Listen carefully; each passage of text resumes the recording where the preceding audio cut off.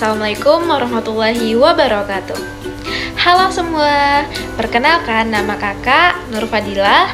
Teman-teman bisa panggil kakak Kak Dila ya. Jadi bagaimana nih kabarnya hari ini? Sehat? Oke, alhamdulillah sehat semua ya. Nah, baik.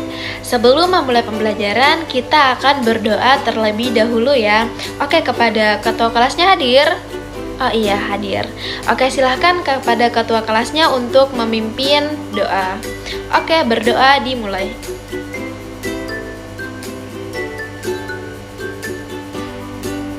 Oke, selesai. Sekarang kakak absen dulu ya. Baik, Aldo hadir, Denny hadir, Sinta oke hadir, Sulfa oke hadir semua ya. Wih, mantap nih, berarti semangat ya semua. Oke, semangat. Baik, kepada semuanya selamat datang di kelas informatika. Materi kita pada pertemuan hari ini adalah seputar analisis data, dimulai dari mengenal sebuah data. Nah, setelah mempelajari bab ini, kalian akan mampu mengolah dan menganalisis sekumpulan data, lalu menampilkannya dalam berbagai representasi, yaitu dalam bentuk numerik, teks, dan gambar, dengan menggunakan tools pengolah lembar kerja. Oke, kita masuk ke dalam materi. Jadi, apa itu data? Nah, data tersendiri berasal dari dalam bahasa Latin, yaitu datum, yang artinya adalah fakta keterangan yang benar dan nyata yang dapat dikumpulkan dan dapat dijadikan dasar kajian atau sebuah analisis maupun kesimpulan. Nah, data di sini ada dua sifatnya. Yang pertama bersifat kualitatif dan kedua kuantitatif. Kalau kualitatif yaitu menggambarkan sesuatu yang biasanya tersirat dan hanya bisa diamati. Nah, contohnya gimana? Yaitu misalnya data warna pada mata dan rambut. Nah, data-data tersebut hanya bisa diperoleh dengan cara observasi. Nah, kalau misalnya sifat yang kedua yaitu sifat kuantitatif, yaitu data berupa informasi numerik atau dalam bentuk angka yang hasilnya dapat diukur dan dihitung. Nah, contohnya misalnya adalah data tinggi dan berat badan balita dalam suatu puskesmas. Data tersebut dapat diperoleh dengan cara melakukan pengukuran. Jadi data tadi ada dua, yaitu data kuali dan kuantitatif. Data yang disimpan dalam komputer mempunyai satuan, yaitu byte, kilobyte, megabyte, gigabyte, terabyte, dan petabyte dengan ekuivalensi sebagai berikut. Nah, bisa dilihat dalam slide PPT. Itulah sebabnya jika kalian membeli komputer atau media penyimpanan data seperti flash disk, hard disk, ataupun CD, dan lainnya, kalian bisa memilih kapasitas memori penyimpanan datanya. Secara umum, data mempunyai manfaat dan fungsi sebagai berikut. Pertama, sebagai acuan kegiatan.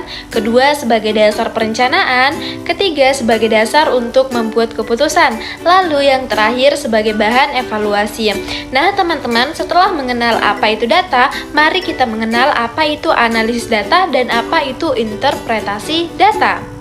Nah, secara sederhana, analisis data adalah proses pengumpulan dan pengorganisasian data.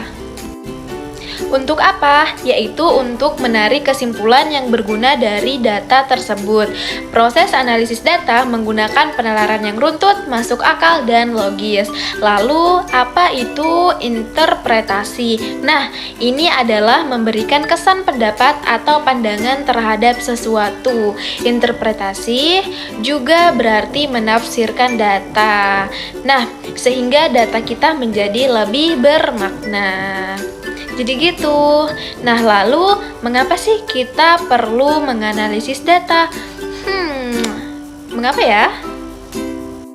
Menganalisis dan menginterpretasi data diperlukan untuk menyimpulkan atau mengambil keputusan.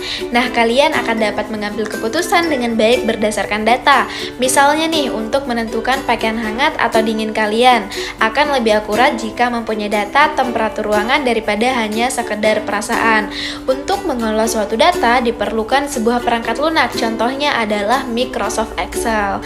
Nah, Microsoft Excel adalah software yang dapat digunakan untuk mengorganisasi menganalisir, menghitung, menyediakan maupun menganalisa data-data dan mempresentasikannya ke dalam bentuk tabel, grafik maupun diagram. Di Microsoft Excel membagi datanya dalam beberapa jenis data, antara lain ada data angka, teks, serta data tanggal dan waktu.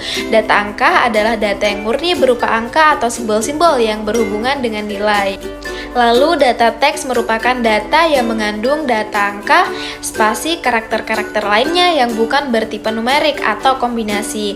Ketiganya, Microsoft Excel akan menganggap data input tanggal dan waktu sebagai bagian dari data teks. Maka di dalam sel akan menjadi rata kanan, formatnya pun akan berubah menjadi format date or time.